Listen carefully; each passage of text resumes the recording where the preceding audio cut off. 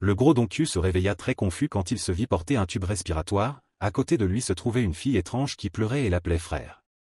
Le médecin à côté de lui dit qu'il avait tenté de se suicider mais que sa sœur l'avait découvert et sauvé la vie. Clairement, quand il mourut, il était encore un beau directeur adjoint, qui avait démissionné à cause des affaires frauduleuses du vieux président. En effet, ce jour-là, il fut tué et se réincarna de façon inattendue dans ce misérable gamin obèse. Dès que Donkyu rentra chez lui, il y avait 2 hommes tatoués qui lui barraient la route et lui demandaient de ses nouvelles. C'étaient eux qui avaient poussé la famille de Donkyu au bord du gouffre, et qui affichaient ensuite leur visage suffisant pour taquiner sa sœur, ce qui rendait Donkyu très en colère. Voyant le visage effrayant de Donkyu, il allèrent vite au fait, le gars sortit une enveloppe de sa poche et l'appela argent de dédommagement. Ignorant l'objection de sa sœur, Donkyu prit quand même l'argent et lança un regard noir aux 2 types suffisants, disant qu'il ne s'en sortirait pas. Quand il arriva à la maison, sa sœur était très en colère car c'était le dédommagement pour la vie de leur père. Donkyu regarda la photo et réalisa qu'il était aussi une des victimes du vieux président qu'il avait servi. S'il n'avait pas hésité alors il aurait peut-être protégé tout le monde.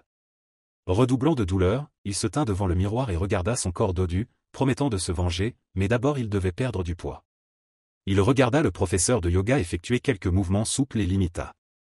Dès qu'il se pencha, il glissa et tomba par terre, provoquant un énorme choc qui fit accourir sa sœur dans la chambre et lui dire de courir dehors pour éviter le tremblement de terre.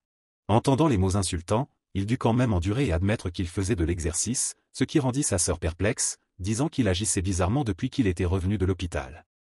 Mais de toute façon, c'était ce que son frère voulait, alors elle le soutint et l'encouragea à utiliser l'argent de ces salauds pour acheter du matériel d'exercice, mais qu'il ne se blesse pas comme un idiot. Dans son subconscient, Donkyu savait encore que sa sœur était un peu rude mais qu'elle avait bon cœur pour lui. Même s'il avait de l'argent ici, il devait encore gagner plus de revenus, alors il essaya de diffuser en direct sur TikTok, il suffisait d'attirer beaucoup de vues comme ses idoles et il réussirait. En effet, son sujet rare de perte de poids fut beaucoup recommandé, attirant beaucoup de commentaires, se moquant du stupide cochon tortue qui avait évolué pour savoir faire de l'exercice. Plus il en faisait, plus il créait du contenu attrayant, comme un like égale à 10 gifles, 5 $ égale à 3 tours de maison. Très vite, ses vidéos atteignirent le top 1 des idoles de TikTok, rendant sa chaîne encore plus célèbre. Plus il était motivé, plus il faisait de l'exercice jusqu'à transpirer, mais il ne s'arrêtait pas, la maison tremblait avec la danse de Donkyu. Aujourd'hui, il courut 5 étages jusqu'à une salle de sport et entendit qu'il y avait un entraîneur gratuit. Mais le portier devant la porte était gonflé d'une manière ou d'une autre. Il poussa la porte avec dédain et entra, voyant que cette salle de sport était assez bien. Il y avait aussi un espace d'entraînement à la boxe, mais à l'intérieur du ring, quelques gros bras se battaient entre eux. La boxe était exactement ce que Donkyu recherchait et il en profita beaucoup. Il accepta immédiatement de s'inscrire quand il vit le gérant qui ressemblait à un portier de la campagne, mais qui était honnête et digne de confiance. La société immobilière SC était pleine de gangsters qui n'hésitaient pas à tuer pour lutter contre eux. Donkyu avait non seulement besoin de perdre du poids, mais aussi de devenir plus fort. Il se souvenait quand il était encore un beau directeur adjoint, il essayait de persuader un vieil homme de vendre son terrain pour le projet. Bien que le vieil homme soit très en colère et refuse au point de maudire, avec son talent, Donkyu enquêta et découvrit que la faiblesse du vieil homme était son fils qui était accro au jeu. Il fit une condition pour prendre le terrain et en retour il ferait revenir le gars obéissant. Jusqu'à présent, le vieil homme attendait probablement encore, ce qui le faisait se sentir très coupable, et il ne savait que se défouler sur le sac de sable devant lui. Heureusement, il y avait 2 entraîneurs de gym qui étaient aussi gentils et qui rendaient Donkyu un peu réconforté. Peut-être qu'ils s'ennuyaient trop ici parce qu'il n'y avait que cet élève gros, alors ils étaient très enthousiastes. L'assistant en chemise jaune l'emmena dans une autre zone d'entraînement, et le manager vint au sac de sable et s'émerveilla des bosses que Donkyu venait de frapper à main nue. En effet, le potentiel de ce gamin était très grand. Les premiers exercices de boxe exigeaient qu'il se tienne fermement, puis qu'il se concentre sur ses 2 bras pour se défendre. Ensuite, il fallait se déplacer rapidement et lancer des coups de poing courts pour compléter les mouvements de base de la boxe. La vitesse d'enseignement était trop rapide, et le manager se précipita pour gifler la chemise jaune quelquefois, pensant que c'était un cours de cuisine ou quelque chose comme ça qu'ils étaient si pressés. Les 2 vieux hommes chuchotaient quand Donkyu décida d'essayer, et il ne s'attendait pas à ce que le mouvement soit très précis. Il profita même de son poids corporel pour lancer un coup de poing très puissant, créant un grand choc qui fit pâlir les 2 maîtres et rester immobiles stupéfaits. De cette façon, il devait mettre en place une méthode d'enseignement séparée pour ce monstre. En quelques mois, Donkyu s'était complètement transformé. Il n'était plus un gars gros et flasque, mais maintenant Donkyu était un jeune homme, musclé, beau, et une figure d'un garçon de 20 ans. Ses compétences en boxe étaient aussi bien meilleures. Aujourd'hui, il quitta la salle de sport à 22 h, sur le chemin du retour, il se rendit compte qu'il n'avait pas vu sa sœur depuis 20 mois. Ces derniers temps, il rentrait chez lui, prenait une douche et allait se coucher après l'entraînement. Jour après jour, il continuait à s'entraîner comme ça, et par hasard il rencontra Kim Jung-hwa qui rentrait aussi chez elle. Kim Jung-hwa tenait la photo de son père dans sa main, et lui parlait en marchant. Elle raconta à son père son travail à temps partiel et le patron était très bon, et lui parla aussi de son frère Dong-kyu qui vivait heureux et faisait ce qu'il voulait. Elle tenait la photo chèrement et dit à son père de se rassurer. Dong-kyu marchait derrière, regardant sa sœur et hésitait. Il était trop sans cœur. Il ne faisait que ce qu'il voulait, acheter ce dont il avait besoin, et ne savait pas que son père avait dû échanger sa vie contre un peu d'argent d'assurance, et que sa sœur devait travailler en plus pour joindre les deux bouts. Dong-kyu du passé ou du présent était toujours le même, toujours une personne égoïste qui ne se souciait pas de ses proches. Le lendemain, Dong-kyu invita Kim Jung-hwa dans un café après l'école. Il dit à sa sœur de ne plus travailler en plus, mais de s'amuser, il serait un frère responsable, donc elle n'avait pas à s'inquiéter de rien. Kim Jung-hwa savait que son frère avait changé après être sorti du coma, mais ces mots l'ont quand même surprise. Dong-kyu était à ses yeux un frère très timide. En entendant cela, elle se sentit très chaleureuse. Mais elle n'était pas une personne qui aimait exprimer ses sentiments, alors elle se contenta de hocher la tête. Kim Jung-hwa lui demanda pourquoi il lui avait dit de s'amuser au lieu d'étudier. Dong-kyu rit et dit que c'était parce qu'il savait qu'elle n'étudiait pas de toute façon. Elle se mit en colère et s'assit pour lui raconter des histoires sur Dong-kyu dans le passé. Mais il posa son menton sur sa main et sourit, en l'écoutant. Il ressentit la chaleur de sa famille. Quand il était Yoon Se-ok, il n'avait ni parents ni frères et sœurs, il avait grandi seul. Alors ce sentiment lui donnait de la chaleur. Il chérissait ce moment et ses proches. C'est aussi pour cela qu'il devait être plus responsable et protéger tout le monde. Aujourd'hui, Dong-kyu diffusait en direct comme d'habitude, mais cette fois il ne faisait pas d'exercice ni de boxe. Toujours avec ce masque noir, il s'assit devant l'écran, des milliers de commentaires sautant constamment. Avec le temps, sa chaîne comptait plus de 70 000 abonnés et il gagnait aussi beaucoup d'argent grâce au streaming. Aujourd'hui, il était venu ici et avait annoncé qu'il allait participer à un match de boxe amateur. Il voulait essayer et aussi gagner plus d'argent. Les deux frères qui géraient la salle de sport ont également commencé à planifier son entraînement. Bien que ses compétences en boxe étaient assez bonnes, il n'avait pratiqué que des coups de poing et de pied avec le sac de sable jusqu'à présent. Maintenant, il s'entraînait à se battre avec de vraies personnes, il était donc lent et mauvais pour esquiver. Il ne savait que courir quand l'adversaire attaquait. Ahn Se-ok, 30 ans, et Dong-kyu, 20 ans, n'avaient jamais été impliqués dans de tels combats, alors il ne savait que les éviter. Il ne pouvait pas continuer comme ça. Dong-kyu était très persévérant.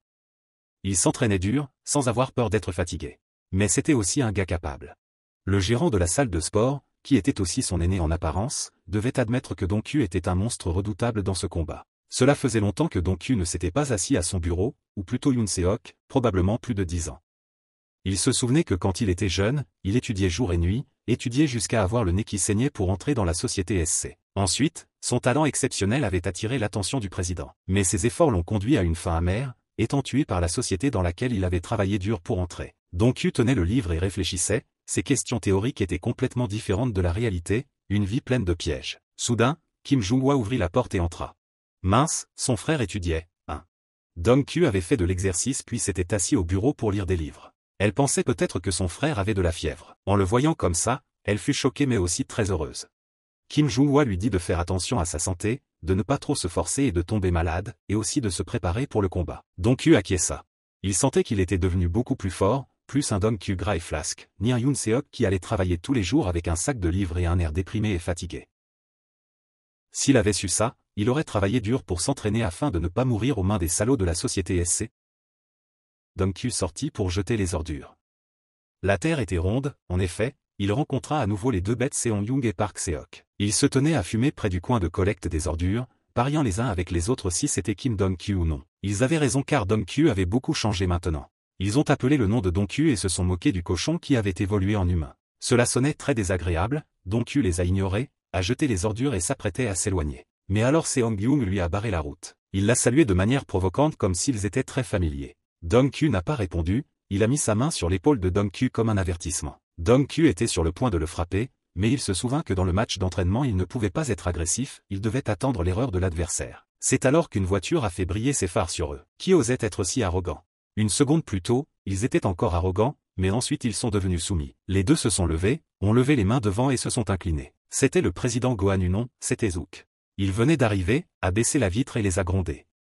Il a ordonné à Seong-young et Park Se-ok d'aller à Incheon et d'attraper quelqu'un tout de suite, ils avaient trouvé Gray. Gray, Dong-kyu semblait avoir entendu ce nom quelque part avant. Après avoir donné l'ordre, Wook est parti.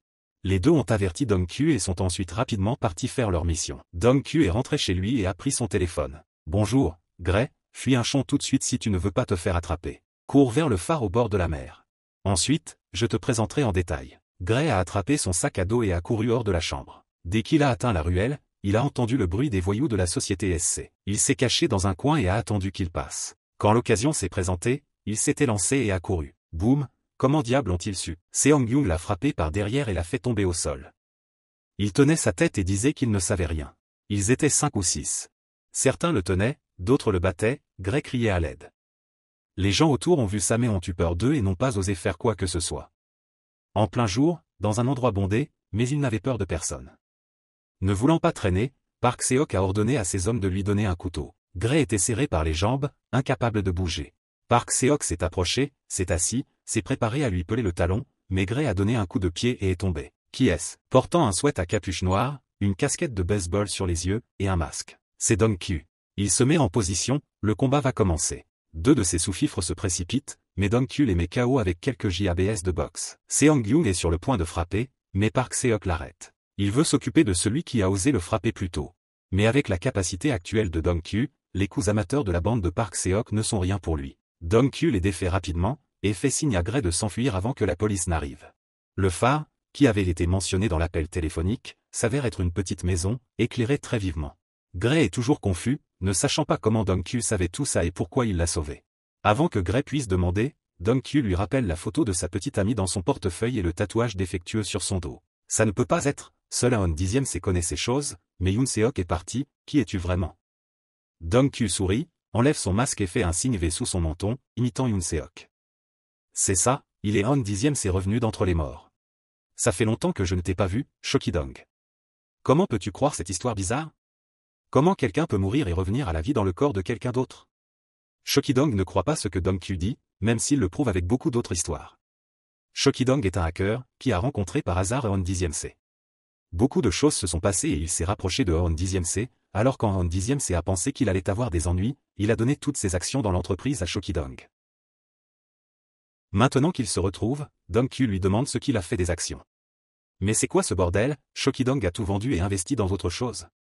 Dong Q est furieux, pensant que cette relation était plus qu'une affaire, une amitié, mais ça a fini comme ça. Shokidong est sur le point de s'enfuir, mais Dong Q le rattrape et le frappe pour évacuer sa colère.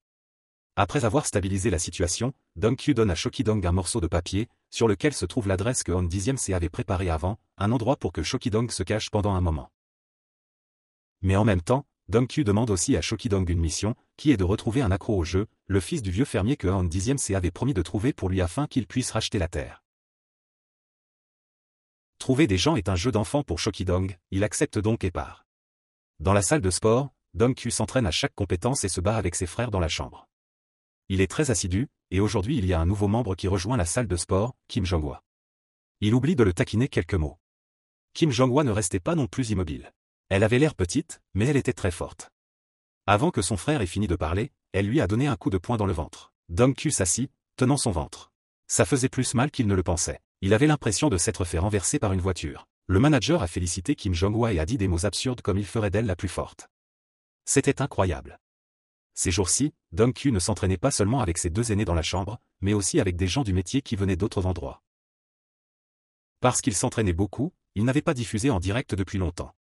Aujourd'hui, il avait un nouvel ami qui lui a également suggéré qu'il voulait aller en direct, alors Dong Q a accepté.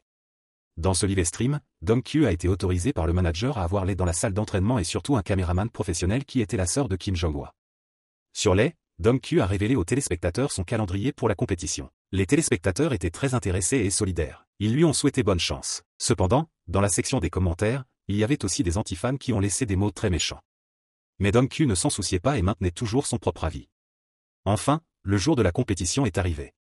En chemin vers la compétition, le manager n'arrêtait pas de sauter à son oreille avec des règles, des compétences, etc. Dong Q tenait un livre et lisait, ignorant les mots qui passaient, car il connaissait déjà bien ses connaissances.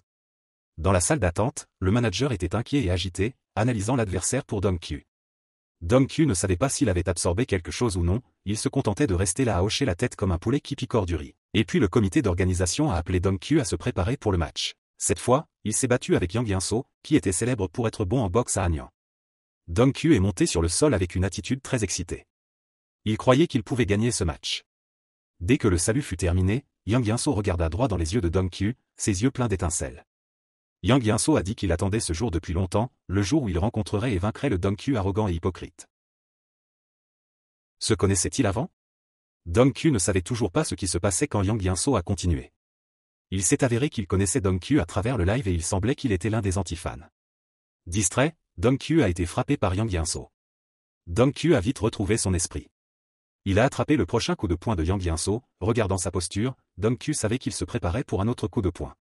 Alors Dong Qiu lui a donné un coup de pied avec un spin, rendant Yang Yinso inattendu et incapable de réagir. Yang Yinso est tombé au sol et a reçu quelques coups de plus. Le combat s'est terminé, Dong Qiu a gagné. Il se tenait sur le sol avec un regard déterminé. C'est vrai, Dong Qiu devait devenir très fort pour que personne ne puisse plus le tuer. Tout le monde dans la salle de sport était heureux. Le manager Yan Chun essuyait toujours tranquillement le verre. Il devait avoir prédit le résultat car il avait vu la force potentielle de Dong Qiu depuis longtemps. De retour à la salle de sport, tout le monde parlait encore du premier combat de Dong Qiu. Après cette victoire, il était comme l'idole de cette salle. Pendant le temps d'entraînement pour la compétition, il bénéficiait aussi d'un privilège spécial de chauffeur privé. Aujourd'hui, il était ramené par Zhang Yan. Zhang Yan est un Britannique qui a fait sa connaissance récemment. Zhang Yan est aussi un fan inconditionnel de BGD Sheok, un influenceur qui aime regarder le live stream de Dong Qiu. Alors Zhang Yan aime aussi Dong Qiu.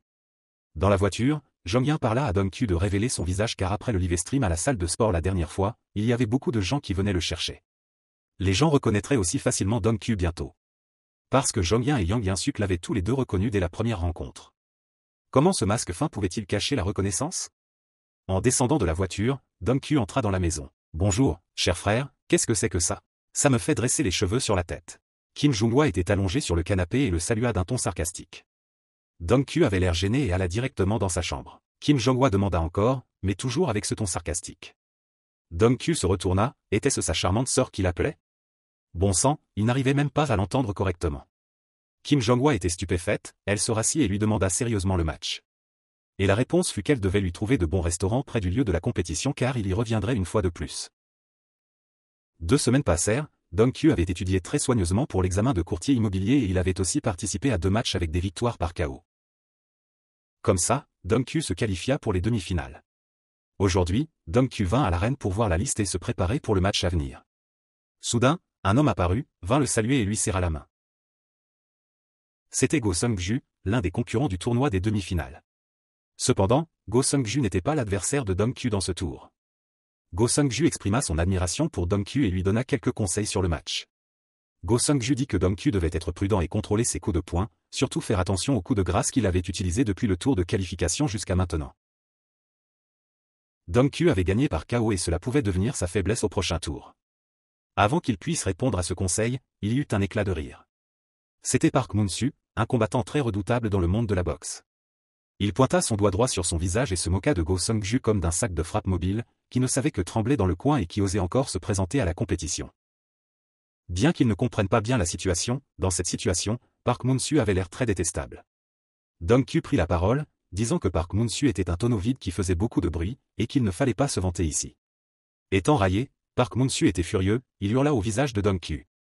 Mais Dong Qiu continua à parler, disant que ce n'est que quand il se mettait en colère qu'il grossissait. Park Moon-soo avança, prêt à frapper, mais quelqu'un du comité d'organisation arriva et l'arrêta, demandant à Park Moon-soo de respecter les règles, de ne pas se battre en dehors du ring s'il ne voulait pas perdre son droit de compétition. Park Moon-soo s'éloigna, sans oublier de jurer et de prendre rendez-vous pour un autre jour. Après avoir terminé son travail, Dong Qiu monta dans la voiture et retourna chez son manager. Il lui raconta ce qui venait de se passer, son aîné était en colère pour lui, voulant rencontrer et frapper Park Moon-soo quelquefois pour évacuer sa colère. Soudain, Dong Qiu eut l'impression de partager ses sentiments et d'être empathique. Ils arrivèrent, mais ce n'était pas la salle de sport. Son aîné savait que Dong Qiu passerait l'examen de courtier immobilier le lendemain, alors il lui permit de faire une pause dans son entraînement aujourd'hui. En descendant de la voiture, son aîné lui donna une boîte de gâteaux pour lui souhaiter bonne chance. Dong Qiu le remercia, il dit que c'était un cadeau de tous les frères de la salle de sport, pas seulement de lui. Dong Qiu tenait la boîte cadeau dans sa main et réfléchissait. Au début, il avait l'intention de s'entraîner seulement pour se venger de G1G, mais grâce à cela, il sauva Kidong et maintenant il avait ses proches toujours à ses côtés pour le soutenir. Contrairement à avant, il n'y avait que des ennemis autour, toujours à l'affût pour le faire tomber quand il était imprudent.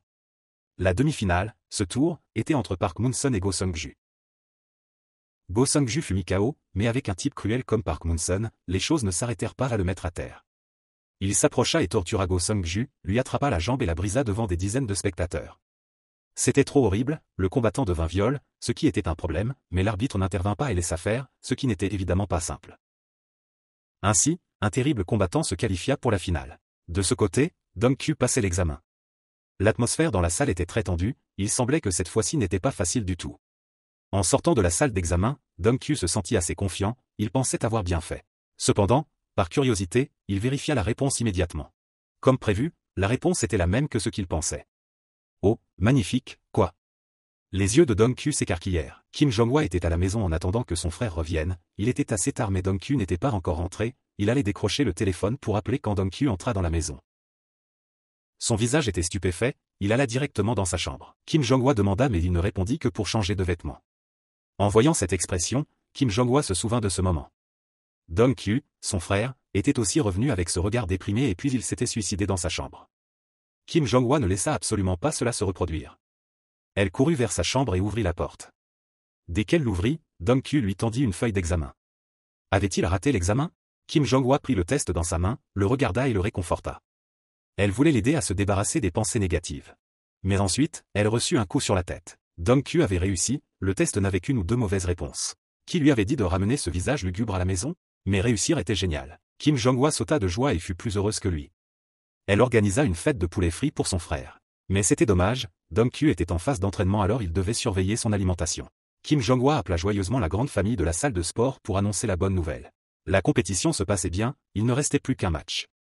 La demi-finale de Dong-Kyu arriva aussi, mais comment se faisait-il qu'elle soit organisée le même jour que la finale? Ce n'était pas du tout juste. Park Mun-sun, qui s'était battu en demi-finale auparavant, avait eu le temps de se reposer pleinement, mais maintenant Dong-Kyu devait se battre en finale juste après avoir gagné la demi-finale. Cette fois-ci, au stade, le nom de Zé était crié à tue-tête, de nombreux fans vinrent l'encourager. Zé était le nom de compte que Dong-Kyu utilisait pour diffuser en direct. Comme son aîné Jong-ya était fan de Daechaeon, il lui offrit un billet pour assister au match et Daechaeon l'annonça sur son live stream. Pas étonnant que Dong-Kyu n'ait pas révélé les matchs plus tard et que tout le monde soit venu l'encourager. L'entraîneur Yun-chun vint aussi avec les gars de la salle de sport, ils apportèrent des banderoles pour l'encourager, et il y avait aussi sa sœur Kim Jong-hwa. Et il y avait aussi une invitée spéciale, l'amie de Kim Jong-hwa, Ji. Ji est venue saluer, mais Dong-Kyu ne se souvenait pas de qui elle était. Kim Jong-hwa a dû lui rappeler de saluer poliment car Ji était sa proche amie, elle venait aussi jouer à la maison et l'avait rencontré quelques fois mais à chaque fois elle prenait l'initiative de saluer. Dong-Kyu a commencé à se souvenir de certaines choses alors. Il est venu saluer Ji et s'est excusé d'être impoli. Le visage de Ji était légèrement surpris par Dong-Kyu, qu'elle connaissait comme un gars qui restait toujours dans sa chambre et ne prenait pas d'initiative pour des choses comme ça. Ji a souri maladroitement et a répondu. Le match a commencé. La demi-finale s'est déroulée assez bien. Dong-Kyu a remporté 3 rounds d'affilée par KO. Il allait rencontrer Park Mun-so à nouveau. Ce match n'était pas simple du tout. Il avait vu l'anomalie dans l'arrangement des organisateurs. L'arbitre ignorait les ruses de Park Mun-sun, comme s'il y avait quelque chose de louche ici. Début. Park Mun-sun bougeait constamment, ne voulant pas rester immobile. Dong-Kyu observait très attentivement les compétences de Park Mun-so. Bien qu'il bloquait les coups de poing et de pied, Dong-Kyu était toujours acculé par Park Mun-sun. Il a repoussé Dong-Kyu dans le coin et puis l'a frappé à l'improviste, faisant tomber Dong-Kyu au sol. Park Mun-so s'est approché et a frappé Dong-Kyu à plusieurs reprises. Kim Jong-hwa se tenait en bas et n'osait pas regarder, ses bras et ses jambes tremblaient. Le coach Yun-chun regardait toujours chaque action, voyant ce visage clairement dominé Dong-Kyu, qui n'était pas facile à manger. Park Mun-so a levé 2 doigts comme pour piquer les yeux de Dong-Kyu. Un coup de pied par derrière. Dans des moments comme ça, il fallait utiliser tous les moyens pour se sauver. Le geste de piquer les yeux était interdit dans le match, mais l'arbitre n'a pas ordonné d'arrêter. L'arbitre ne voyait pas ou ne voyait pas volontairement? Dong-Kyu a inversé la situation, a lancé un G, A, B et a mis KO Park Mun-sun avec un coup de poing direct, le faisant perdre son sang-froid et tomber au sol. Dong-Kyu a rapidement utilisé un étranglement pour serrer et empêcher son adversaire de se lever. L'arbitre a commencé à compter à rebours après 10 secondes. Park Mun-sun, Dong-Kyu l'a frappé à chaque coup. Le match s'est terminé. La victoire par KO appartenait à Dong-Kyu. Avec le consentement du coach, aujourd'hui BG Daechaeon est venu faire un live stream au gymnase avec Zé. Il était heureux et joyeux, filmant depuis la porte, faisant constamment la promotion du gymnase. C'était aussi le but principal que Yun-chun voulait.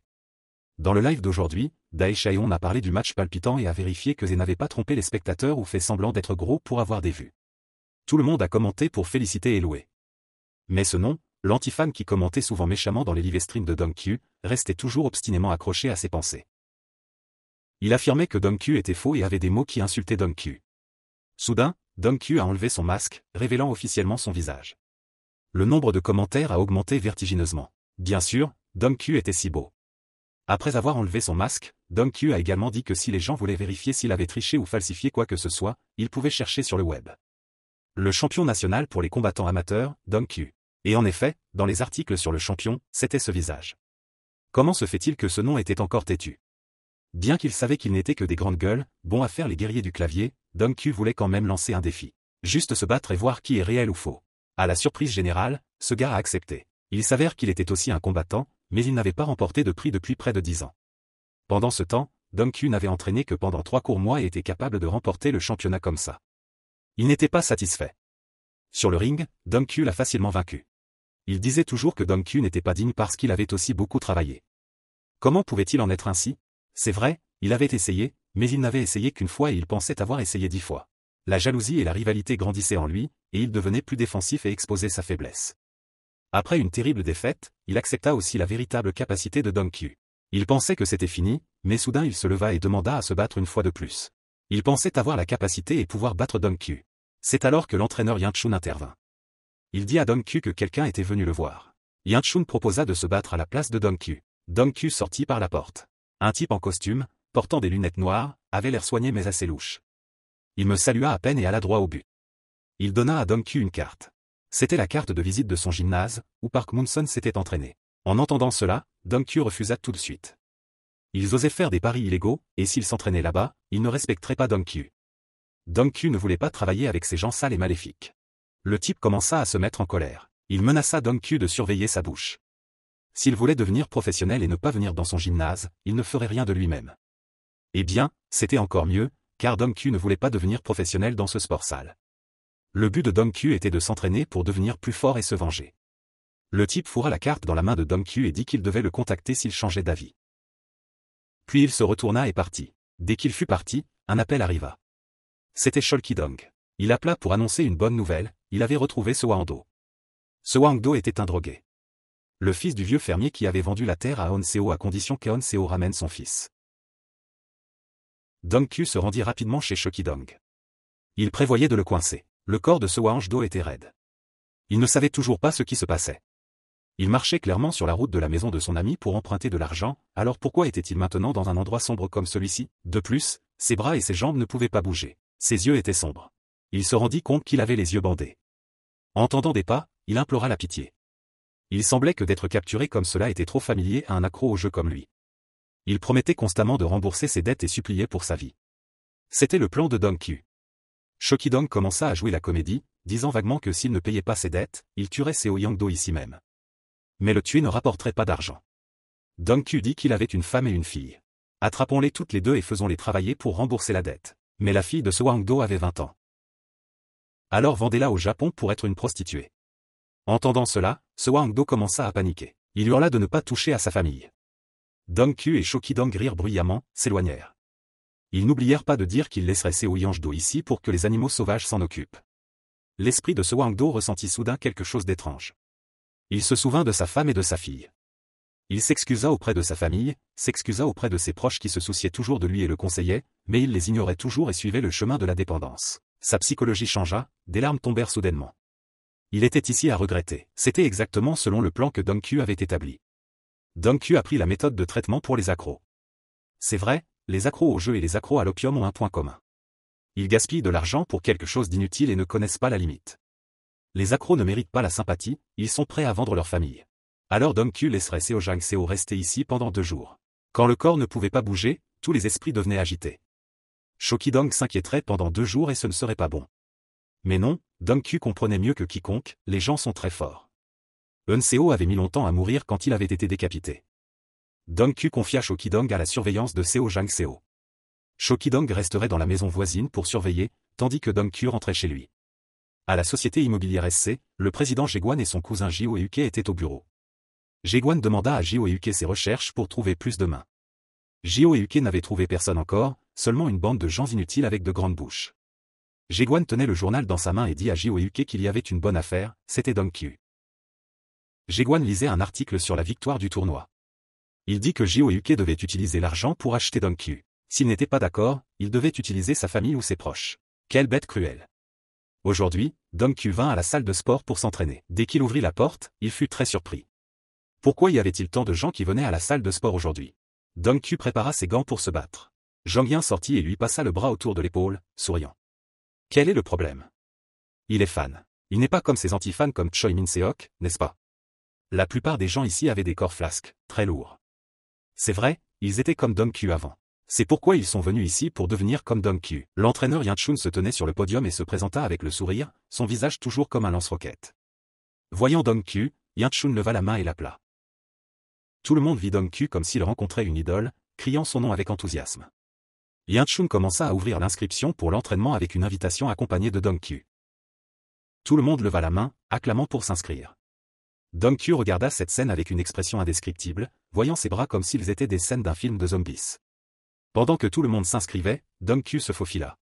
Comment pouvait-il sourire et accompagner chaque personne à s'entraîner, sans parler du nombre très important? Dong-kyu sortit et appela un taxi, alla chez Ki-dong. Il n'appela pas de voiture, il demanda aussi à quelqu'un d'autre de l'emmener car Dong-kyu avait son premier permis de conduire. Il avait prévu de s'entraîner pendant les 2 prochaines semaines. Il hésita longtemps, mais récemment Ki-dong ne cessait de se moquer de lui à ce sujet, alors il décida d'apprendre à conduire tout de suite. En entrant dans la petite maison, la lumière était très sombre, Dong-kyu alluma plus de lumière et fut surpris. Ki-dong tenait une hache à la main, se tenant immobile près de la fenêtre. Comme c'était une forêt avec beaucoup de sangliers, il avait très peur, mais il devait aussi protéger et surveiller Seo Yando. Dong-kyu demanda la situation de Seo Yando puis descendit avec Ki-dong pour vérifier. Seo Yando marmonnait dans sa bouche. Voyant quelqu'un venir, il cria à l'aide. Il supplia de lui pardonner et avoua sa culpabilité. Il dit de ne pas toucher à sa famille, il semblait aussi un peu fou. En regardant son visage comme s'il était déshydraté, Dong-kyu dit à Ki-dong de lui donner de l'eau. Seo Yando promit de faire tout et n'importe quoi, s'il vous plaît laissez-le partir.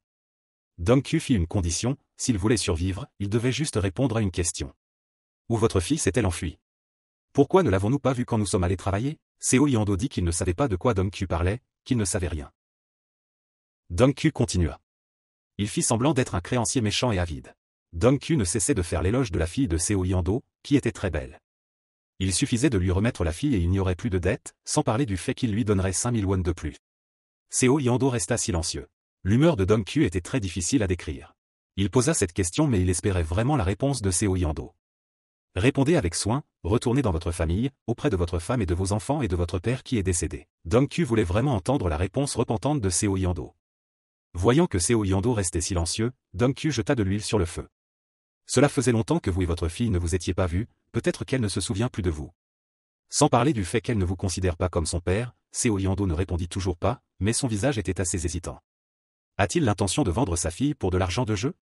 Dong-kyu donna à Seo Yando un ultimatum jusqu'à demain, s'il ne lui remettait pas sa fille, il connaîtrait les conséquences. Après avoir dit cela Dong-kyu se retourna et partit. Une expression très déçue. Il s'avéra que ce type était toujours un cheval habituel, il ne pouvait pas changer cette habitude. Il allait partir quand soudain Seo Yando cria, « Tais-toi. N'ose pas toucher à ma fille. Quoi qu'il en soit, elle est toujours ma petite princesse, je ne la remettrai jamais à un morceau de déchet comme toi. » En entendant ces mots, Dong-kyu se réjouit secrètement, mais fit toujours semblant de jouer son rôle. Dong-kyu se retourna et demanda si Seo Yando voulait mourir. Seo Yando était très défiant. Il traita Dong-kyu de chien, lui dit de ne pas toucher à sa fille, de ne pas toucher à sa famille. Il espérait qu'il se repentirait. Dong-kyu s'avança devant lui asséna un coup de poing. Il avait été vidé pendant 2 jours, alors quand il reçut ce coup, il s'évanouit sur place. Dong-kyu était inquiet, mais ce n'était rien, c'était comme venger sa famille. Dong-kyu décida de le laisser partir, de le ramener chez le vieil homme, de tenir sa promesse du passé. De l'autre côté, chez le vieil homme, il faisait aussi noir, le vieil homme était assis seul à la table d'hôte au milieu de la maison en buvant de l'alcool. Le vieil homme était grincheux, assis et maudissant Aon Seo sans arrêt. Même ainsi, il maudissait ainsi parce qu'il était aussi une personne avec des sentiments. En regardant la photo de sa femme, le vieil homme s'assit et se confia. La terre ancestrale de la famille avait été escroquée et vendue, le couple n'avait qu'un fils qui était maintenant accro au jeu, le vieil homme était un père mais ne savait pas où était son fils. Quand il était ivre, il parlait, il se contentait de parler tout seul comme ça, l'air solitaire et pitoyable. Soudain, il y eut un coup chaleureux à la porte, le vieil homme se mit en colère et sortit pour gronder. Il ouvrit la porte et hurla qui était si impoli. Il ouvrit la porte et ne vit personne. Très étrange. Le vieil homme allait sortir pour voir quand il y eut quelque chose qui lui bloqua les pieds. Mince, un cadavre? Le vieil homme paniqua. Non, ce type marmonnait quelque chose, prouvant qu'il n'était pas mort, mais cette voix lui était familière. Le vieil homme pencha son corps et fut choqué, c'était son fils, c'était Young-do de son père. De nombreuses émotions apparurent sur le visage du vieil homme. Il était heureux, surpris, mais aussi triste de voir son fils comme ça et surtout très en colère contre les salauds qui avaient fait ça à son fils. Il prit son fils et le serra dans ses bras, puis il vit une enveloppe à côté de lui, probablement une lettre de menace pour rembourser la dette. Le vieil homme ouvrit la lettre, ses yeux s'écarquillèrent. J'ai tenu ma promesse, vieil homme. Le vieil homme tenait la lettre et riait à gorge déployée, hochant la tête avec satisfaction. Donku se tenait loin et regardait, souriant involontairement. Le lendemain matin, pendant qu'il mangeait, Donku a été interrogé par sa sœur sur la raison pour laquelle il était sorti jusqu'à 3 heures du matin. Donku mangeait et a failli s'étouffer, ne sachant pas comment expliquer. Il avait terminé l'affaire de Seo Yeonjdo à 12 heures, puis était allé manger des nouilles avec Kidong, mais il ne pouvait pas dire à Kim Jong-ho ces choses, car c'était les relations de Yoon Seo-keom. Bon, il suffisait de la soudoyer, Donku a esquivé la question et a dit qu'il donnerait à Kim Jong-ho 20 000 d'argent de poche. Le visage de Kim Jong-ho était avide et se plaignait que c'était trop peu, Donku l'a augmenté à 30 000 puis 40 000 et puis s'est arrangé pour 50 000. Le visage de Donku s'est éclairé, mais probablement moins d'une minute plus tard, il est devenu pâle. Merde, il était sur le point d'être en retard à l'école, il devait aller à l'école à 8h30 mais il était déjà 8h24, le frère détestable l'avait fait être en retard à l'école. Elle est partie précipitamment et n'a pas oublié de faire une crise à son frère, a tourné la tête et lui a dit qu'il avait les résultats de l'examen de courtier immobilier aujourd'hui, qu'il la prévienne si quelque chose. C'est ça, les sentiments des frères et sœurs ne se montraient pas à l'extérieur, ils ne disaient pas de mots doux mais s'aimaient toujours. Kim Jong-ho était agacé, toujours en colère, le taquinait et disait des mots durs mais il savait que sa sœur se souciait de lui. Après le repas, Donku est retourné dans sa chambre, c'est ça, il devait vérifier les résultats. Il a cliqué sur la souris et son cœur était agité. Bien qu'il ait prédit les résultats avant, il était toujours très inquiet, Donku, waouh. Il a réussi. Donku était très heureux, il a décidé de faire un live stream pour annoncer cette bonne nouvelle à ses fans. Bien que ce soit tôt le matin, quand Donku a ouvert le live, le nombre de spectateurs était toujours très élevé. Donku a mentionné le défi 333 qu'un abonné lui avait envoyé et qu'il avait fait. En seulement 3 mois, il a réussi à perdre du poids, non seulement ça, il a aussi remporté le championnat de la compétition précédente et cette fois il a passé l'examen immobilier. Tout le monde l'a beaucoup félicité, ils ont aussi commencé à partager les défis qu'ils avaient réalisés. Quelqu'un a aussi réussi l'examen de chef après beaucoup d'hésitation mais quand il a regardé l'émission, il a décidé de passer le test. Quelqu'un d'autre a montré une photo de sa réussite de perte de poids en seulement 2 mois. Ces mots ont touché Donku. Il ne s'attendait pas à ce que sa chaîne ait une si grande influence et aide autant les gens. Occupé à faire du live streaming, Donku a oublié d'appeler sa sœur. Le matin, il lui avait promis de lui dire le résultat dès qu'il le saurait. Mais maintenant il est presque midi et il ne l'a toujours pas vu. À l'école, Kim Jong-ho tenait son téléphone et regardait l'écran tout le temps. Pourquoi n'y a-t-il pas encore de notification? Elle a commencé à s'inquiéter pour lui. Kim Jong-ho a ouvert son téléphone pour vérifier les nouvelles. Qu'est-ce que c'est? Les sites web sont en effervescence à propos du concours de courtier immobilier. Il y a 2 candidats qui ont obtenu un score parfait et il y a des soupçons de tricherie. Ce ne doit pas être son frère. Kim Jong-un n'est pas si bon. Sans parler du fait qu'il lui avait aussi dit avant qu'il avait fait 2 questions fausses. Mais l'homme propose, Dieu dispose. L'un de ces 2 personnes était son frère, Donku. Dès qu'il a fini le live stream, il y a eu un coup de téléphone d'un journaliste qui voulait interviewer Donku sur le concours. Au studio, le journaliste l'a accueilli chaleureusement. Les 2 se sont salués et ont bavardé joyeusement. Ils ont parlé longtemps mais l'autre personne n'était toujours pas arrivée. Quel étrange. Si vous prenez rendez-vous, vous devriez être à l'heure. Et puis il est arrivé. C'était Choi Han-kyu. L'oncle du reporter se leva pour le saluer. Il tendit la main pour serrer la sienne. Mais ce gars marcha avec arrogance, ne se donna pas la peine de serrer la main et s'assit simplement sur la chaise comme ça. Il commanda une boisson et demanda l'interview tout de suite. Il agissait comme s'il était très occupé. Donku le regarda avec une expression plutôt agacée. Pourquoi était-il si impoli? Il n'était plus jeune mais il se comportait toujours comme ça. Il manquait de savoir-vivre. Dans les premières minutes de la rencontre, il avait montré aux autres à quel point il était minable. Il commença à se vanter du test. Il dit que le test n'était pas difficile pour lui, facile comme un bonbon. Seuls les inutiles, qui serrent la main, se plaindraient de ceci et de cela. Entendant cela, Donku fut très irrité, il rétorqua que seuls les inutiles aimaient se vanter et faire la leçon aux autres. Choi Han-kyu fut en colère quand on lui dit cela. Il traita Donku de chien. Donku porta le verre d'eau à sa bouche, but lentement et le posa. Je m'appelle Donku. Je dis cela pour que vous sachiez ne pas appeler les autres un chien. Donku parla avec des gestes lents et gracieux, comme un défi qui fit bouillir de rage Choi Han-kyu. Il demanda à Donkyu s'il savait qui il était et parla ensuite de son parcours.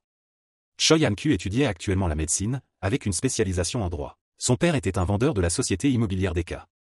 C'était une société assez célèbre, une rivale redoutable de SC. Quand il était encore chez SC, Yoon Seo-ok connaissait bien Deka, il n'était donc pas surpris du tout. Donkyu demanda aussi à Choi Han-kyu s'il savait qui il était. Choi Han-kyu ricana, et il répondit, pourquoi devrait-il connaître ce gars qui a eu des notes parfaites par chance? Donkyu rit à gorge déployée, et il dit que c'était vrai. C'était aussi la première impression de Donkyu sur Choi Han-kyu. Il n'en pouvait plus, et Choi Han-kyu frappa la table et partit. Il ne se donna pas la peine d'interviewer davantage. Ainsi, l'interview de ce jour-là ne fut que Donkyu. C'était une chance que l'arrogance de Choi Han-kyu fasse apparaître Donkyu seul à l'écran. Cela créa un grand coup de pouce pour la carrière de Donkyu plus tard. Quand il rentra chez lui, Donkyu raconta à sa sœur l'incident. Kim Jong-hwa était en colère, et elle voulait frapper ce détestable Choi Han-kyu quelquefois. Les frères et sœurs bavardaient quand le téléphone sonna. C'était un numéro inconnu. Est-ce que c'était une autre interview? Donkyu décrocha le téléphone, et une voix familière vint de l'autre côté. Quoi? C'était Park Seok? Il salua Donkyu comme s'ils étaient de proches amis, et il dit que son patron voulait rencontrer Donkyu pour quelque chose. Était-ce une faveur? Il prit rendez-vous à 14h demain à Gangnam.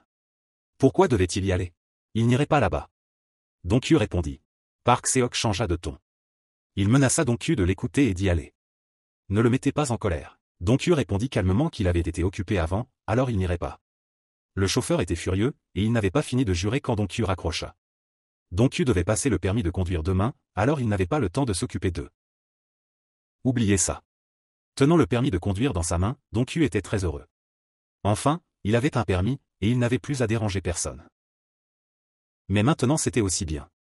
Dès que vous réussissez l'examen, vous obtenez le certificat tout de suite, pas comme avant quand vous deviez attendre une semaine ou un mois. En marchant, il y avait un message texte sur le téléphone. Qu'est-ce que c'est? Il semble qu'il n'ait pas l'intention d'abandonner et de me rencontrer tout de suite chez Bouchon. Hier, ils avaient convenu de Gangnam et aujourd'hui, ils ont changé pour Bouchon, faites ce que vous voulez. Donkyu était occupé, il ne répondit pas au message, il mit le téléphone dans sa poche. Juste à ce moment-là, il y eut un autre appel téléphonique. Un autre numéro inconnu. Donkyu répondit. Il s'avéra que c'était Seong-gyung. Ces deux gars étaient vraiment drôles, ils se relayaient pour lui demander de ses nouvelles. Cette fois, Seong-gyung semblait plus sérieux. Il dit à Donkyu de venir au café à Bouchon et de le rencontrer tout de suite. Combien de cafés y a-t-il à Bouchon?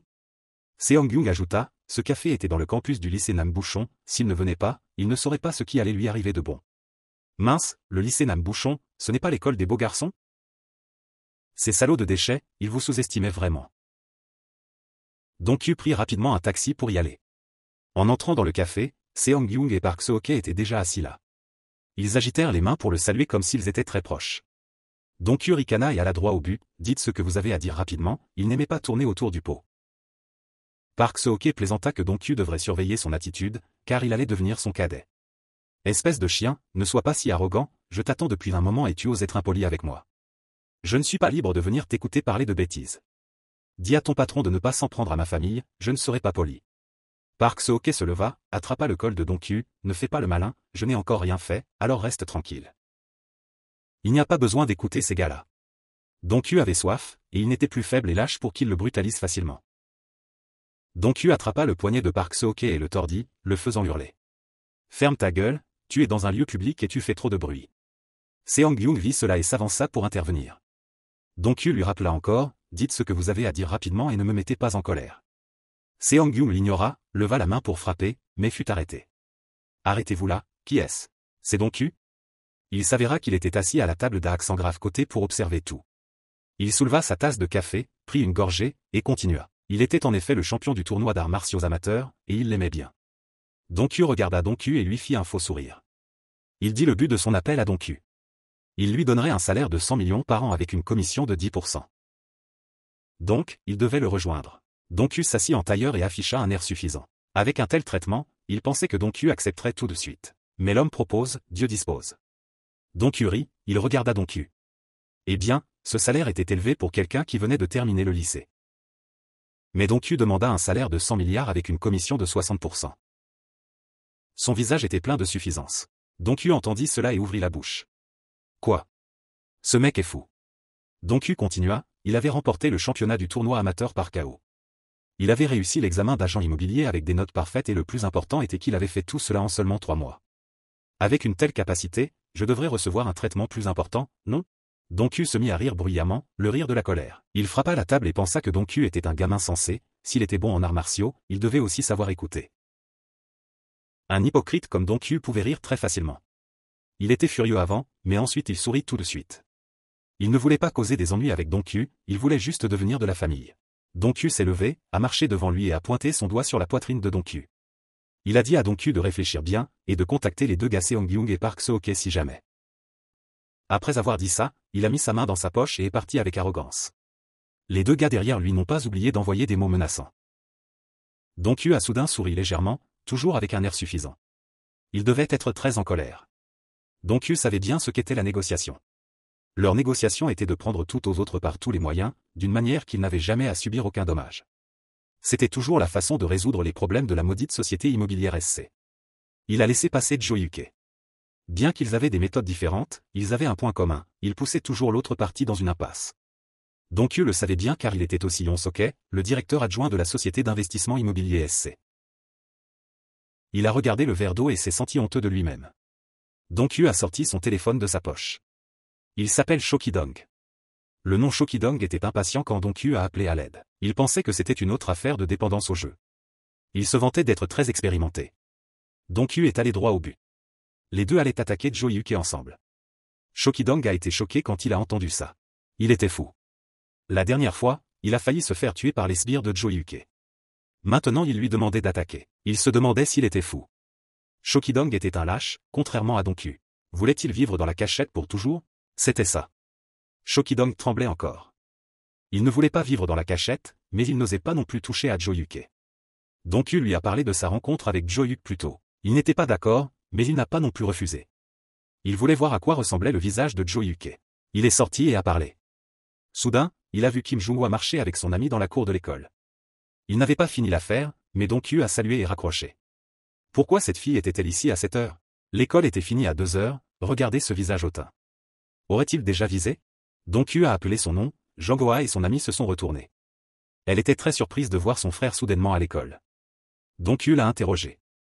Le visage de Kim Jung-hwa a soudain changé. Ses yeux avaient l'air coupables. Oh, donc hier quand je disais que tu entendais d'une oreille et sortais de l'autre, hein? Elle a tiré l'oreille de Dongkyu et a dit fort chaque mot. L'école avait une célébration aujourd'hui, donc elle avait un jour de congé. La force de Kim Jung-hwa était en effet à ne pas sous-estimer. Dongkyu a touché son oreille et a failli la caresser, mais il a quand même demandé avec obstination. Pourquoi aller à l'école quand tu as une pause? Pourquoi ne restes-tu pas à la maison? En plus, pourquoi ton visage était-il si agacé tout à l'heure? Ce jeune vieillard est un drôle. Kim Jung-hwa a reniflé comme un feu. Elle s'est tenue les bras croisés et a dit au faux frère. Elle est la présidente du club de sport, donc elle doit encore aller à l'école. Tu penses qu'elle est née pour aller à l'école et puis rentrer directement à la maison? Dans ta tête, tu penses toujours que ta sœur ne se soucie pas d'étudier ceci et cela. Avant qu'elle puisse frapper Dongkyu, les autres amis se sont précipités. Leurs yeux se sont allumés et se sont rapprochés pour discuter avec Dongkyu. Dongkyu, c'est vrai qu'il faut renaître pour arrêter d'être gay. Ils ne s'attendaient pas à ce que leur ami ait un frère si beau, posant des questions et des compliments. Dongkyu a fait semblant d'être pleurnichard, sa sœur avait honte de lui donc elle ne l'a pas présenté, il s'est beaucoup excusé auprès de sa sœur. Sans ce groupe d'amis, Kim Jung-hwa aurait saigné à mort avec ce gars fou. Après avoir parlé un moment, ils allèrent tous manger, mais pendant 2 heures Dongkyu fut interrogé. En rentrant chez lui, quand il arriva au pied de l'escalier, Dongkyu s'arrêta pour passer un coup de fil. Kim Jung-hwa passa devant, ne le vit pas et se retourna. Dongkyu lui dit de monter d'abord, il avait un peu de travail. Il composa le numéro de téléphone mais jeta aussi un coup d'œil en haut, la voyant se tenir dans le coin de l'escalier pendant un moment puis remonter, la fille avait-elle quelque chose à dire? C'est vrai, Kim Jung-hwa était assez têtue, elle n'était pas douée pour exprimer ses sentiments, elle se cachait et se tenait dans le couloir de l'autre côté et chuchotait. Elle s'excusa de ne pas lui avoir parlé de lui à ses amis, ce n'était pas qu'elle avait honte mais elle était très fière, elle avait peur que de lui en parler trop ferait comme si elle se vantait alors elle n'aimait pas ça. Dongkyu en bas, rappela Ki-dong. Il envoya les numéros de téléphone de Park Seo-hye et Son Jang. La mission commence, tapons-les. Aujourd'hui, le temps est assez beau et Dongkyu décide d'acheter une voiture. Il commença par demander à tout le monde de regarder et de choisir. Les commentaires étaient animés. La plupart des gens étaient heureux que Dongkyu ait réussi son permis de conduire et qu'il achète maintenant une voiture. Mais cette première voiture, Dongkyu choisit d'en acheter une d'occasion. Tout le monde pensait que c'était évident car il était nouveau dans la conduite, alors il conduisait une voiture d'occasion car il cognait encore beaucoup. Mais acheter une voiture neuve n'était pas mal non plus car Yoon Seo-hye conduisait habilement. Il voulait économiser de l'argent pour s'occuper des études de Jung-hwa. En entrant chez le personnel de vente, Dongkyu demanda à voir les modèles de voitures à acheter. Un type sortit très joyeux, mais quand il vit que le téléphone était en direct, il fut un peu réticent. Donku demanda la permission de Liker et s'il était timide, il ne tournerait pas les visages de tout le monde. Ce type se retourna pour regarder le manager et lui demanda son avis. L'oncle manager regarda dehors, son visage impassible. Donku se gratta un peu la tête, gêné. En effet, le lieu de travail était filmé et mis en direct, qui ne serait pas agacé. Il dit que si les gens n'étaient pas à l'aise, il l'éteindrait tout de suite. Mais ensuite, l'oncle sourit, regardant un peu faux mais aussi amical. Il autorisa le tournage car les affaires étaient difficiles depuis longtemps. Le type l'invita dans la pièce pour prendre le thé et regarda quelques papiers. Il posa beaucoup de questions, voyant Donku facile à vivre, il semblait un peu heureux. Les gens sur le direct avertirent Donku de faire attention, de ne pas être trop facile à vivre et de se faire arnaquer par ce type. Qu'est-ce que c'est que ça? Qu'est-ce qu'il a fait? Après avoir parlé un moment, voyant ce type aussi enthousiaste, Donku lui demanda de l'emmener voir quelques modèles de voitures. En sortant sur le parking, il commença à présenter chaque voiture dans la fourchette de prix que Donku avait fixée. Une voiture, 3 voitures et puis la 4e voiture, toujours aucune que Donku n'aimait. Pas expérimenté, mais avec le soutien des gens qui regardaient en direct, Donku pouvait choisir une voiture avec soin et prudence. Le vendeur ne voyait toujours pas Donku choisir une voiture, alors il lui suggéra de voir la dernière voiture. Une voiture blanche éclatante, très beau modèle, et le design est aussi nouveau. Comment une si bonne voiture peut-elle être si bon marché? Les gens conseillèrent à Donku de vérifier la ceinture, le compteur kilométrique et le bas de la voiture. Le vendeur avoua aussi qu'il avait l'intention d'économiser de l'argent pour acheter celle-ci, mais comme il courait après le KPI, il devait la vendre. Voyant que ce type était aussi honnête, Donku fut un peu ému. Donku remercia tout le monde et le personnel pour leur soutien enthousiaste à l'achat de la voiture d'aujourd'hui. Mais il voulait confirmer une chose, pourquoi le bas de la voiture avait-il une marque de brûlure? Selon la suggestion de tout le monde, Donku vérifia très soigneusement et presque tout allait bien, seul le bas de la voiture avait une marque de brûlure. Le nombre de commentaires dit immédiatement que cette voiture avait quelqu'un qui s'était suicidé, ne pas acheter cette voiture. Donku regarda le personnel et lui demanda ce qui était arrivé à cette voiture. Son visage devint difficile, l'air confus. Il dit à Donku d'éteindre le like et il dirait la vérité. Les abonnés n'étaient pas satisfaits, voulaient entendre l'histoire, mais ne pouvaient rien faire d'autre. Donku remercia et s'excusa auprès de tout le monde et éteignit le live stream. Il rangea le téléphone, l'employé au visage jeune, où était passé le coupable. Transformation.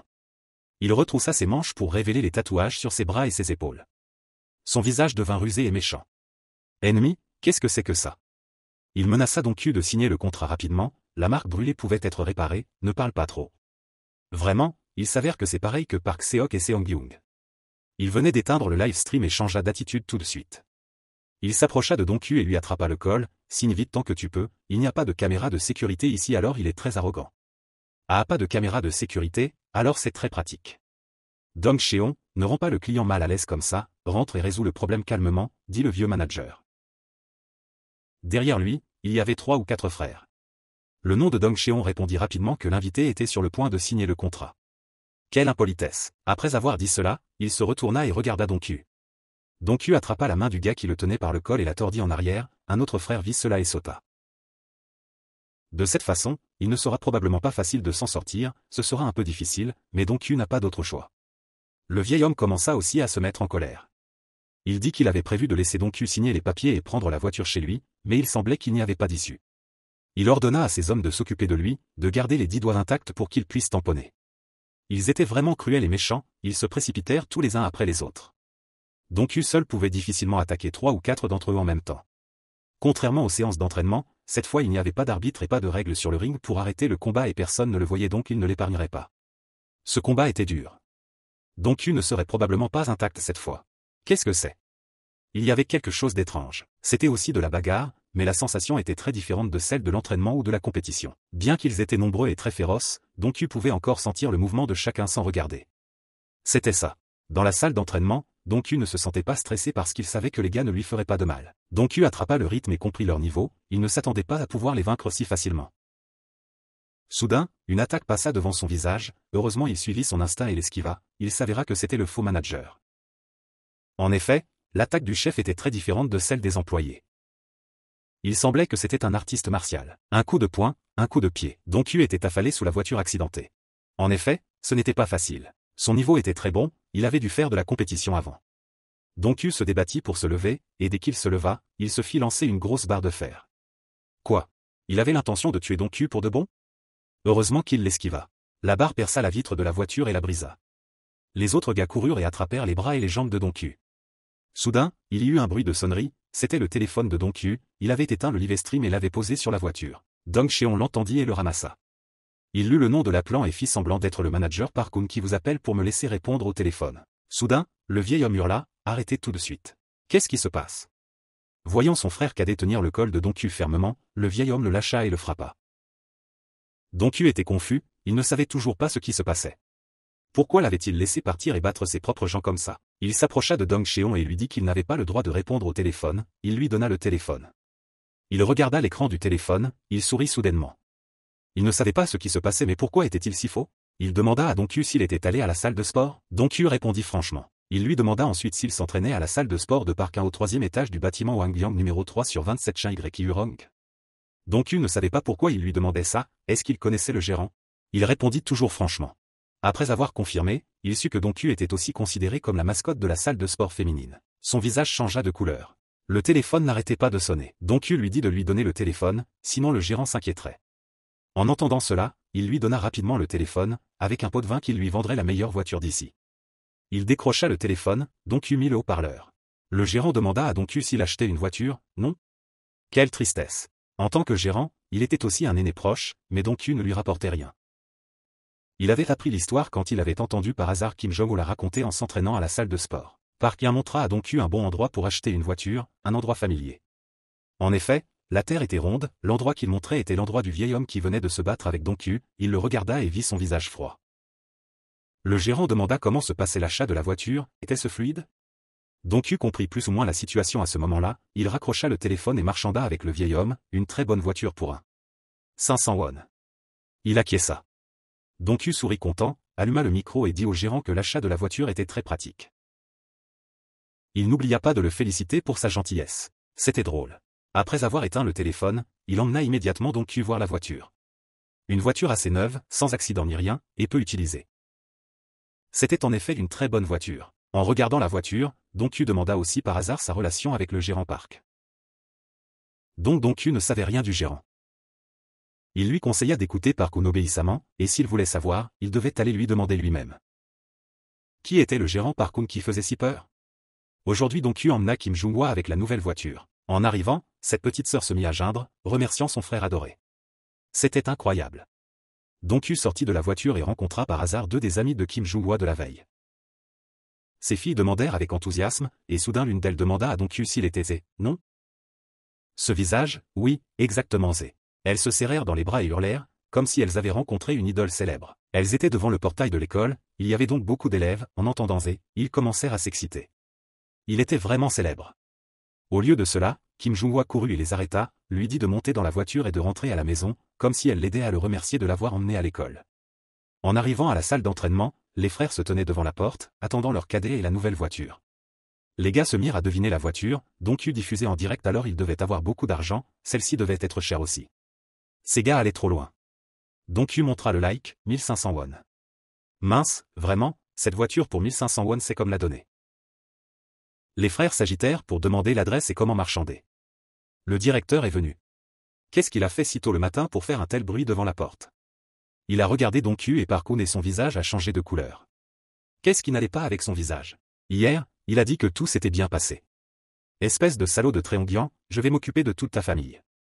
Comment oses-tu toucher au modèle du gymnase comme ça? Le visage du directeur était comme du feu, très effrayant. Dong-Kyu a souri maladroitement et a expliqué que c'était juste un petit malentendu. Il s'est avéré qu'il était 10e ONG Dan, Kim 10e ONG Dan, un célèbre gangster du 21e siècle. Bon, je suis désolé pour lui alors. Ce matin, Dong-Kyu s'est entraîné avec le coach à nouveau. Quand il se battait avec le directeur, il ne devait pas être négligent. C'était la règle que le coach lui avait fait suivre. Un coup de poing JAB, Dong-Kyu est tombé au sol. Il n'a pas pu attraper le mouvement du directeur. Il s'est vite relevé, un autre coup de poing. Le mouvement du coach était très rapide, et sa force était aussi très forte. Trop féroce. Park-kun a dit que ce n'était que le début. Il lui a dit de se lever et de commencer le combat. De la main au pied, le coach a attaqué sans arrêt, rendant Dong-Kyu incapable de se défendre. Il était allongé sur le dos sur le sol, mais il y avait quelque chose de différent. Il semblait que le coach avait essayé de lui piquer l'œil. C'était une violation des règles des arts martiaux. Park-kun a ri à gorge déployée. Il a dit à Dong-Kyu qu'il devait s'y habituer, car il pourrait être attaqué plus que ça à l'avenir. Il a continué, il ne savait pas qui Dong-Kyu voulait combattre ou pourquoi. Mais il y avait un fait qu'il ne jouerait pas fair-play comme les coachs ou les combattants sur le ring, donc il devait s'entraîner dur. Ensuite, il lui apprendrait comment se battre sale. Bien qu'il ait dit que c'était sale, les attaques du directeur étaient très tranchantes. Ce n'est pas une astuce pour les petites ruses des voyous de la rue, mais c'est un vrai art martial. Il ne sait pas s'il faut s'entraîner ou se faire battre, ils appellent Donkyu la mascotte du gymnase et le battent partout. Donkyu et ses frères se tiennent là et ont pitié de lui. Mais Donkyu est vraiment génial. Le matin, il se mesure au directeur, l'après-midi, il s'entraîne tout seul, et le soir, il fait de l'exercice et a l'impression de vouloir conquérir quelque chose. Sa motivation est pleine d'énergie. Bien qu'il soit trop vieux pour concourir, en regardant Donkyu, les autres veulent essayer leur force et concourir une fois de plus. C'est pourquoi, il y a beaucoup de gens qui se sont entraînés sainement et ont perdu du poids avec succès en regardant le live stream de Donkyu. Le senior COCHUL dit à Zhongyun son intention de retourner sur le ring, mais Zhongyun n'est pas d'accord. Il a une famille maintenant, donc il a besoin de stabilité, il ne peut pas se précipiter dans les défis. Sans parler du fait qu'ils sont aussi des vieilles personnes maintenant, ils ne sont plus jeunes et forts comme Donkyu. Zhongyun secoue la tête et refuse. COCHUL dit qu'il ne ressent pas de démangeaison dans ses mains et ses pieds ou quoi. Voyant les deux se disputer avec véhémence, Donkyu se joint à la conversation. Au lieu de rester ici et de se disputer, il invite ses aînés à s'entraîner avec lui. Quelle fureur, il vient de se faire battre par le coach et maintenant il veut s'entraîner à nouveau. Soudain, Zhongyun dit à COCHUL qu'il réfléchira à nouveau et qu'il fera un rapport au coach. En entendant ça, COCHUL est très heureux, enfin quelqu'un ressent la démangeaison de conquérir quelque chose. C'est vraiment Donkyu, il a fait changer d'avis Zhongyun. Pour le remercier, COCHUL court après lui et essaie de l'embrasser. Qui aurait cru que ces hommes musclés se taquineraient comme ça? Le plan arrive à la dernière étape, Kidong et Donkyu sont assis dans la voiture, conduisent et parlent. Cette fois, ils vont à la maison de la prochaine cible de la société immobilière SC. En parlant, Kidong demande soudain si cette voiture va encore bien. C'est un vrai trouillard. Aujourd'hui Donkyu le conduit avec une nouvelle voiture. Donkyu a dit que la voiture allait bien, mais ce gars avait le visage coupé qui ne saignait pas. Il a demandé pourquoi elle ressemblait à la voiture du dernier live stream. Voyant son visage, Donkyu s'est joint à lui pour le taquiner. Il a dit qu'il y avait une marque de brûlure sous le tapis de pied de Shokidong. Shokidong a été surpris et paniqué quand il a entendu ça. Donkyu n'a pas arrêté, il a dit à Shokidong de fermer sa bouche parce que quelqu'un dormait sur la banquette arrière. Le visage de Shokidong était hilarant. Donkyu riait comme un fou. Ça n'avait pas d'importance, Donkyu était aussi un mort qui revenait à la vie. Sachant que Donkyu lui faisait peur, Shokidong était quelque peu rassuré. Dès qu'il a raccroché, Donkyu s'est tourné vers Shokidong pour lui demander de vérifier les informations de Park Seo-hye. La cible cette fois était d'attaquer Juyuk, le lieu était une serre pour faire pousser des fraises dans les plaines centrales. C'était bien Shokidong, qui enquêtait sur son travail. Aujourd'hui, Jiyuki et deux gars Park Seo-hye et Seo Young sont venus ici pour de vrai. Cette ferme de fraises était un terrain favorable, près de l'autoroute, très adapté à l'investissement. Et la société SC avait visé cette délicieuse odeur. Ils sont entrés avec un visage fier et arrogant. Dès qu'ils sont entrés, le propriétaire du jardin de fraises leur a demandé s'ils avaient besoin d'aide. Mais sa gentillesse n'a pas été récompensée. Juyuk a dit qu'il l'avait contacté, mais qu'il n'était pas d'accord, alors aujourd'hui il devait venir sur place pour travailler. C'était Park Taeyang, 40 ans avec une femme et un enfant. Sachant que ces gens étaient ceux qui avaient contacté pour acheter le terrain, il a refusé. C'était le terrain de sa famille, le jardin de fraises était la principale source de revenus, alors il ne l'a pas vendu. Mais ces gars de la SC n'avaient aucun accord. Ils ont avancé et ont frappé et donné des coups de pied, utilisant la violence pour faire saigner le propriétaire, avec des blessures sur tout le visage. Ils ont sorti le contrat de vente du terrain. C'est vraiment maudit, ils achètent le terrain à un prix inférieur à la moitié du marché. Comment peuvent-ils le vendre? Park Taeyang a très peur, il ne sait pas quoi faire en ce moment. Ce jardin de fraises est rentable, maintenant vendre le terrain c'est comme perdre tout le jardin, sans parler du prix du terrain qui n'est pas suffisant pour rembourser la dette, comment sa famille va-t-elle vivre à l'avenir? Il leur raconte sa situation, mais il l'ignore. Ne s'arrêtant pas là, il utilise aussi sa femme et ses enfants pour le menacer. S'il ne signe pas le contrat, non seulement il sera comme ça, mais sa famille aussi en souffrira. Ce sont vraiment des ordures, ils peuvent tout faire. Park Taeyang leur dit d'arrêter, ou il les enverra tous en prison. Entendant cela, il rit à gorge déployée, ils n'ont donc peur de rien. Il lui donne encore quelques coups. Il presse le contrat sur le sol, force Park Taeyang à y apposer son empreinte digitale. Tenant le contrat, ils disent au revoir et partent. Mais ils ne font que quelques pas, puis Donkyu apparaît. Il ne montre pas son visage, mais porte un sweat à capuche sur la tête et un masque. Park Seo-hye et Song Jang le reconnaissent rapidement, le gars qui les a battus pour sauver Kidong la dernière fois. Song Jang s'approche pour se préparer à attaquer, mais Donkyu lui donne un coup de pied dans la poitrine, le faisant tomber au sol. Zoyuke a l'air terrifié, il dit à Park Seo-hye qu'ils ont dit qu'ils avaient perdu parce qu'ils avaient été pris au dépourvu, maintenant ils devraient le descendre. Park Seo-hye sort un couteau près dans sa poche, il se précipite pour poignarder Donkyu. Par réflexe, Donkyu esquive et contre-attaque avec sa main, mais il oublie que Park Seo-hye tient un couteau, pas à main nue comme dans les arts martiaux. À cause de cette erreur, Dong-Kyu se fait une longue coupure au bras, le sang imprègne ses vêtements. Park Seo-ok rit triomphalement, il court vers Dong-Kyu avec le couteau à nouveau. Une fois, ça pouvait être dû à la négligence, mais 2 fois, ça ne peut absolument pas arriver. Dong-Kyu capte le mouvement, esquive et frappe avec détermination, faisant le visage de Park Seo-ok presque déformé. Il met à terre ces 2 salauds, Zo-Yuke voit ça et s'enfuit avec le contrat. C'est bien la vraie nature de Zo-Yuke. Il avait l'air fort, froid et cruel à l'extérieur, mais dès qu'il se voyait en position de faiblesse, il était toujours le premier à s'enfuir. En sortant par la porte, il fut renversé par Shokidong et tomba par terre. Pourquoi Gray était-il là? Zo-Yuke avait peur mais aussi très confus. Sans s'arrêter, Dong-Kyu sortit, avec un air suffisant, et du sang sur sa main de la blessure plus tôt. Que faire de ce salaud? Cette ordure comme Zo-Yuke devait être jetée. En entendant Shokidong l'appeler patron Aon Seo-ok, Zo-Yuke fut déconcerté. Aon Seo-ok était clairement mort, comment cela pouvait-il être? Dong-Kyu s'approcha. Comment Aon Seo-ok pouvait-il mourir si facilement sans s'occuper de ces salauds? Après avoir fini Zo-Yuke, Park Taeyang remercia Dong-Kyu et Shokidong de l'avoir sauvé et d'avoir gardé cette terre. Il était ému, baissa la tête et les remercia chaleureusement. Les 3 autres furent attachés et jetés dans un coin. Seuls Dong-Kyu et Shokidong savaient quel coin. Tout ce qui s'était passé avait été soigneusement enregistré par Dong-Kyu. Tout serait recueilli comme preuve pour éliminer la société immobilière SC. Le président était rusé et arrogant, mais il ne pouvait pas se couvrir quand ses vidéos étaient largement diffusées sur les réseaux sociaux. Il avait des clous pointus sur ses chaussures. Alors attendez, Dong-Kyu se vengerait.